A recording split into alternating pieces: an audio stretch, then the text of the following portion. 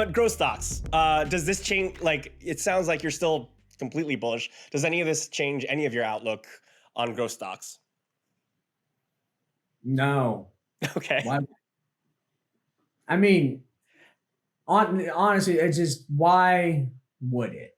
The reality is, Well, I think that look, yeah, go ahead. people are looking when people are seeing the dips that we're seeing right now, and people are thinking, and investors are thinking, oh, I want to make money in light of what's happening right now. They're turning to oil. They're turning to real asset stocks. They're steering away from the growth sector, obviously.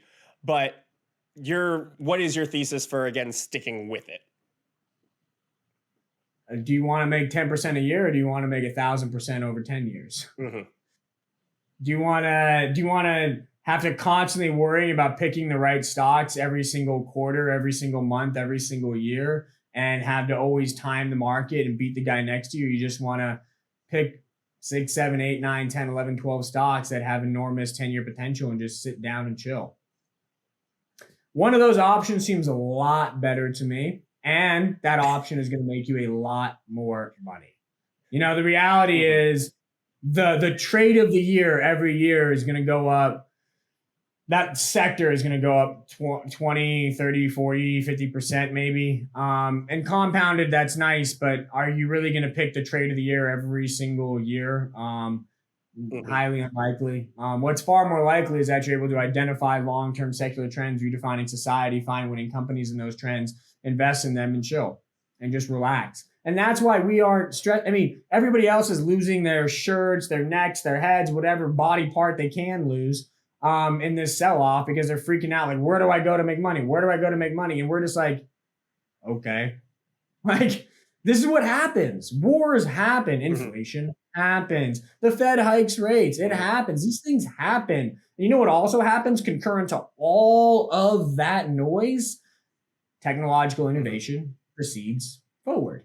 It keeps marching, puts one foot after the other, and eventually comes up with a technology that reshapes the world and everybody uses. E-commerce survived the .com crash. It survived a housing crash. It survived the U.S. economy looking like it was no longer going to exist in 2008. It survived the COVID-19 pandemic.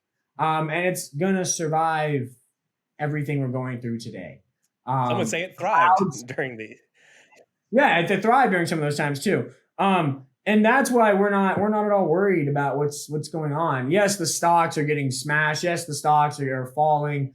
That's what happens.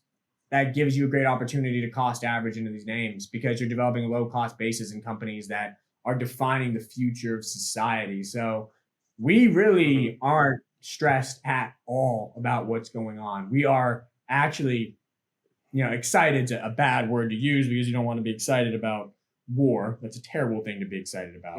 But we are enthused by the opportunities we are seeing in the market as a result of macroeconomic and macro geopolitical fears. They're creating enormous opportunities today. It's just like 2001, where I had an opportunity to buy Amazon super low. Just like 2008, we had an opportunity to buy Netflix and Salesforce really low. Just like 2018, we had an opportunity to buy Roku and Square really low. Just like 2020, we had an opportunity to buy essentially every tech stock, every stock in the market really low. You're seeing that today.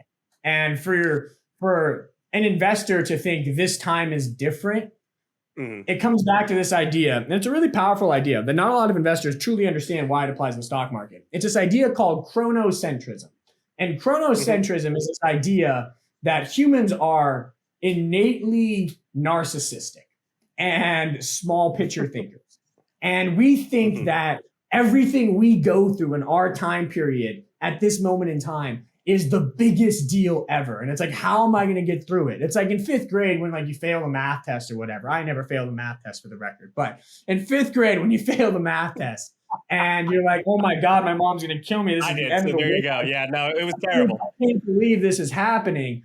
And, mom gets it. Mom's mad. You get grounded, whatever, la-di-da-di-do. And then, a week later, you forget about it. And you got 10 grounded years for other things. 30 years later, you're like, that was the silliest thing on the planet. If I fail the math test this time, who cares, right?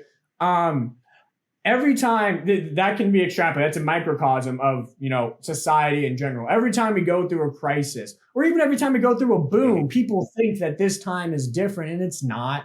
Humans survive so many different crises. The US economy has survived so many different crises. Capitalism has survived so many crises. And technological innovation has survived so many crises. To think that this time is different, that somehow what's going on in the world today is going to change the course of technological innovation, a course that has been charted and has proven successful for thousands of years. That's chronocentrism at its finest. And it is something you should not fall into, the trap of chronocentrism. Instead, you should realize that this time is not different. It is not dissimilar from what has happened before. And the same things that happened coming out of those crises are going to be the same things that happen coming out of this crisis. And that is technological innovation will progress forward, and the companies creating the most disruptive, most innovative products and services are going to attract the most users and most spending, see their earnings and revenues grow by leaps and bounds over the next 5 to 10 years, and their stock prices are going to go boom, boom, boom. That's what matters. That's where your focus has to be, not on all this other noise going on right now. And I think that perhaps is the most important lesson or advice that I could give to anybody in the markets right now is what I just said. So I'll shut up after that.